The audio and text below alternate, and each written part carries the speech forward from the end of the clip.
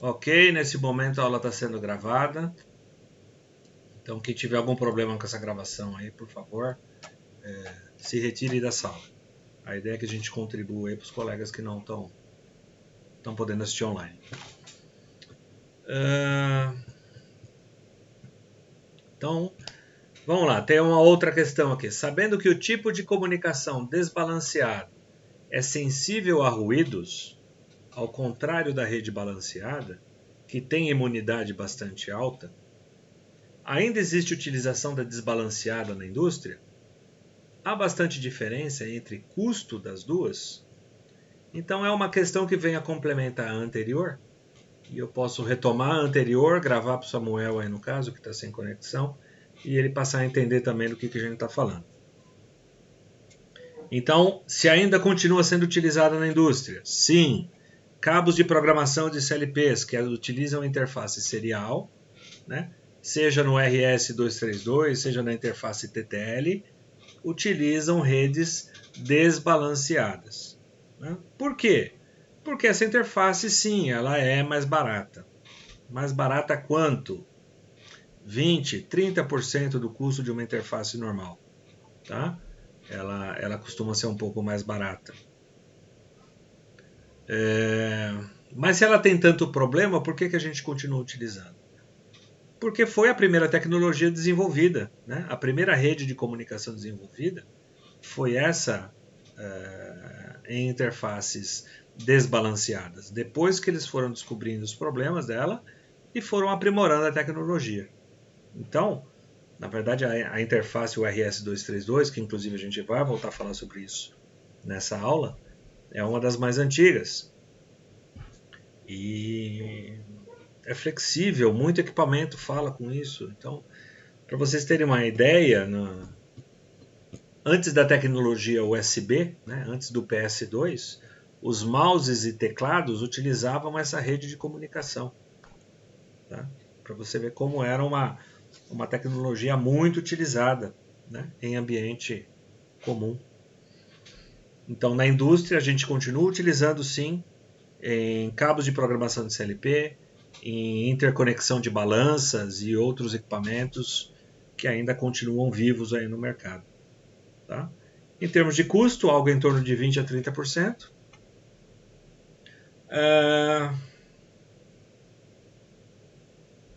Existe a questão do custo do conversor de um padrão a outro, mas também é um tema que a gente vai estar tratando no decorrer da aula de hoje. Tá? Então eu não vou entrar muito nessa questão aqui hoje não. Ok? Ao colega que fez a pergunta, está respondido? Se o colega Tudo tá certo, presente. professor. Ok? Respondi teu questionamento? Ok. Legal, Caetano. Ok, um outro colega, novamente, tive um pouco de dúvida em classificação quanto à referência desbalanceada e balanceada. Você pode entender esse conceito tecnicamente. Tecnicamente, a rede desbalanceada utiliza o GND como referência de sinal positivo ou negativo.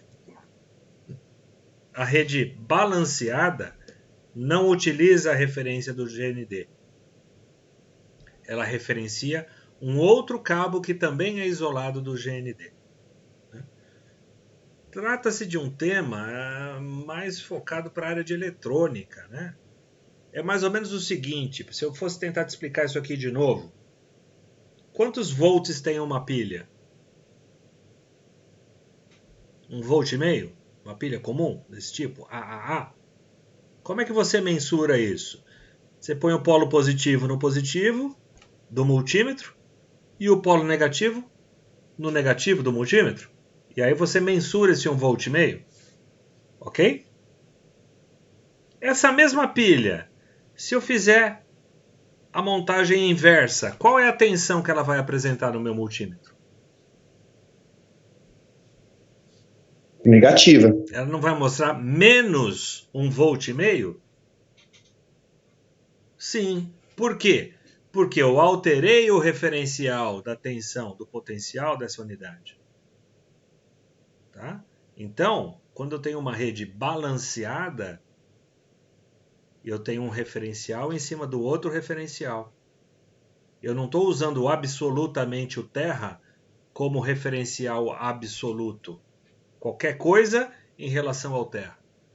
Quando eu tenho essa interface de qualquer coisa em relação ao terra, eu estou falando de uma interface desbalanceada. Se os dois terminais da comunicação estão isolados do terra, eu estou falando de uma comunicação balanceada. Essa é uma forma da gente enxergar isso. A outra forma de eu enxergar rede balanceada e desbalanceada é eu falando exatamente quais são essas interfaces elétricas.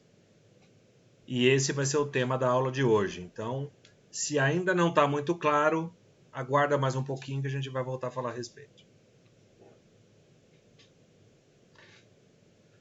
Ao colega que escreveu a questão, está um pouco mais claro ou ainda está confuso? Ou o colega não está presente?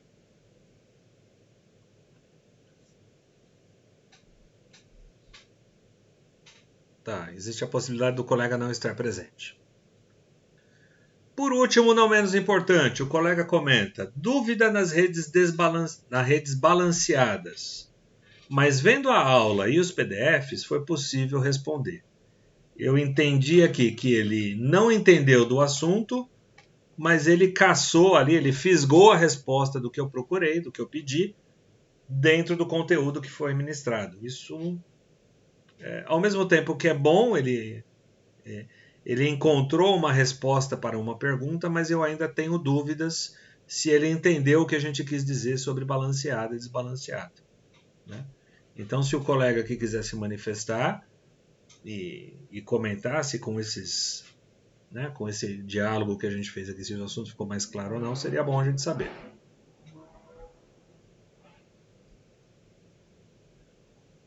O coleguinha vai se manifestar.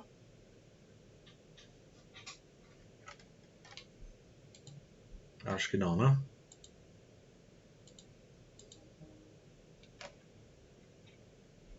Farcas, então é isso. Eu acho que as questões que você elencou aqui, que você conseguiu rastrear e me encaminhar, foram citadas aqui nesse momento. Alunos, alguma outra questão que de repente vocês não escreveram lá e ficou em aberto?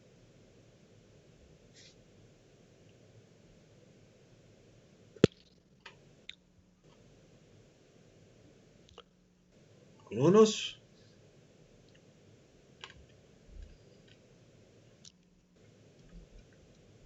Mestre, Então, mestre, faltou algum só detalhe? comentando. Não faltou, não. Ficou completo.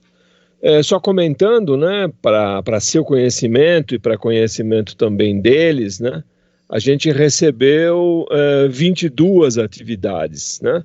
22 atividades. 9 atividades do grupo GA, ou seja, os números baixos, e 13 atividades dos altos. Foi uma quantidade até que boa, porém a quantidade de dúvidas eu achei muito pequena, né? Eu achei que eles economizaram um pouco, né? Estamos querendo acreditar que, de fato, o entendimento existe, né? Só chamando a atenção para um detalhe, ainda continuamos a ter alunos que estão respondendo de forma totalmente desordenada, ou seja, sem nenhum conteúdo, sem ter olhado o material, sem ter visto a nossa videoaula e estão respondendo as atividades. A gente já comentou sobre isso, não vou comentar de novo, simplesmente as ações estão sendo tomadas nesse sentido, tá? Ou seja, por favor, mais uma vez, peço para vocês que ao responderem as atividades, deem uma olhada no material, assistam a aula, entendam o questionamento e aí respondam. Senão fica um negócio bem estranho, né? Ou simplesmente estão pegando, né? Às vezes estão pegando uma cópia daquilo que está escrito no nosso material. Isso, de fato, não acrescenta nada, né? Não acrescenta absolutamente nada a ninguém. Então, é só esse ligeiro comentário aí, só para ficar bem fácil e bem claro para todo mundo entender, né? Ainda continuamos com esse pequeno problema.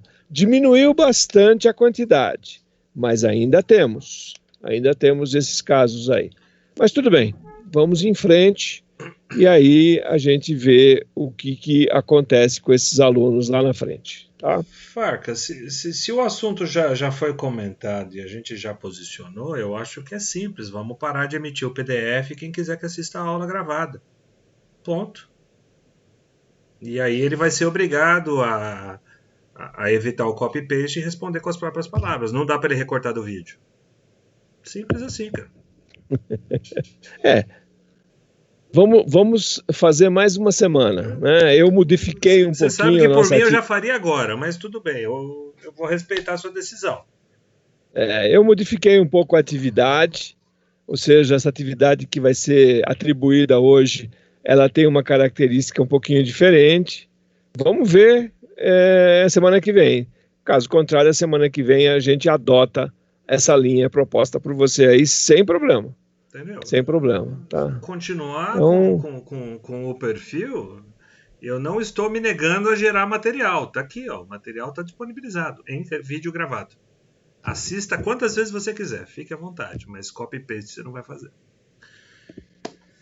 Ok, senhores, vocês estão avisados. Ó, é a segunda. Eu falei que não ia avisar de novo. O professor Farkas também comentou que não estaríamos comentando sobre isso de novo. Isso é perda de tempo.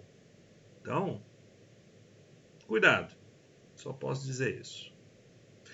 Mais algum assunto em aberto aqui? Senão a gente já finaliza essa gravação. Eu coloco ela como um comentário. Esclarecimentos sobre a aula 3, grava um vídeo separado e a gente entra no conteúdo da aula 4. Mais um comentáriozinho, só pequeno, sim. Lembrei agora. Eu achei uma quantidade grande de alunos escrevendo que não sabe o número, né? Não tem o número. Então, novamente, no canal da aula de hoje, no grupo A e no grupo B, eu coloquei a atualização do NSA.